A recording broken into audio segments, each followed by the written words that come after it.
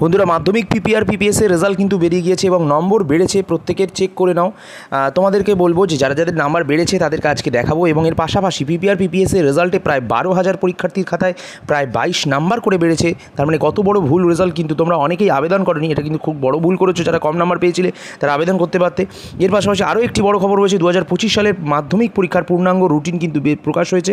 কবে কখন পরীক্ষা শুরু হবে, কখন শেষ হবে, এর পাশাপাশি এই পরীক্ষার কিছু গুরুত্বপূর্ণ বিষয় কিন্তু থাকছে, সবটা দেখে নেওয়া আজকের ভিডিওতে। তো মাধ্যমিক পরীক্ষার স্ক্রুটিনি ও পুনর্মূল্যায়ন অর্থাৎ রিভিউর ফল প্রকাশ করতেই বড়সড় পরিবর্তন ঘটল মেধা তালিকায়।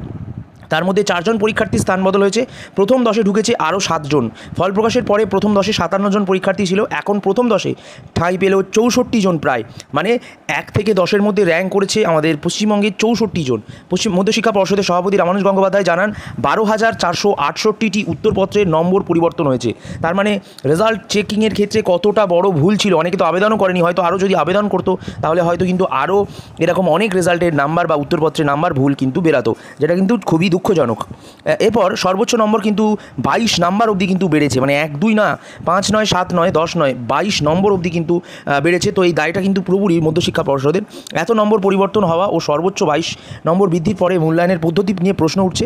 যদিও পর্ষদ সভাপতির ব্যাখ্যা যে প্রায় 63 লক্ষ উত্তরপত্র ছিল, তার মধ্যে 12,000 উত্তরপত্রের নম্বর পরিবর্তন করা খুব কিন্তু বেশি নয়। কিন্তু রেজাল্ট বের করতে কিন্তু অনেকটাই টাইম নিয়েছে। সেক্ষেত্রে দাঁড়িয়ে মানে 63 লক্ষ উত্তরপত্র চেক করা কোনো একটা বড় বিষয় ছিল না, কারণ প্রচুর পরিমাণে কিন্তু সময় কিন্তু তারা নিয়েছিল। এর পাশাপাশি প্রকাশ পেল 2025 সালের মাধ্যমিক রুটিন। 2025-এর মাধ্যমিকের রুটিনের পূর্ণাঙ্গ তালিকা একবার দেখে নাও। তো 2025 সালের মাধ্যমিক পরীক্ষার পূর্ণাঙ্গ সূচি বা পুরো রুটিনটা দেখো। 10 ফেব্রুয়ারি সোমবার পড়ছে বাংলা পরীক্ষা প্রথম ভাষা। 11 ফেব্রুয়ারি মঙ্গলবার পড়ছে দ্বিতীয় ভাষা অর্থাৎ ইংরেজি পরীক্ষা।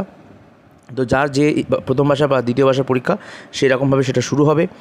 আর 15 ফেব্রুয়ারি অঙ্ক পরীক্ষা শনিবার পড়েছে, ছুটি দিয়েছে 3 দিন তার আগে। 17 ফেব্রুয়ারি ইতিহাস পরীক্ষা। 18 ফেব্রুয়ারি মঙ্গলবার ভূগোল পরীক্ষা। 19 ফেব্রুয়ারি জীবনবিজ্ঞান পরীক্ষা। 20 ফেব্রুয়ারি বৃহস্পতিবার ভৌতবিজ্ঞান। 22 ফেব্রুয়ারি ঐচ্ছিক বিষয় পরীক্ষা। তো এর পাশাপাশি বলি কখন পরীক্ষা শুরু হবে, কখন শেষ হবে। 10:45 থেকে মাধ্যমিক পরীক্ষা শুরু হবে, চলবে দুপুর 2টো পর্যন্ত। প্রথম 15 মিনিট অবশ্য লেখা যাবে না, ওই 15 মিনিট প্রশ্নপত্র পড়ার জন্য বরাদ্দ থাকছে প্রতি বছরের ন্যায়। এবছরেরও সকাল 11টা থেকে পড়ুয়ারা লেখা শুরু করতে পারবে। লেখার জন্য 3 ঘন্টা সময় দেবে পর্ষদ। আর 2025 সালে মাধ্যমিক পরীক্ষার কিছু গুরুত্বপূর্ণ বিষয়: 1, ফিজিক্যাল এডুকেশন বা সোশ্যাল সার্ভিস এবং ওয়ার্ক এডুকেশন পরীক্ষার সূচি এখনও ঘোষণা করা হয়নি।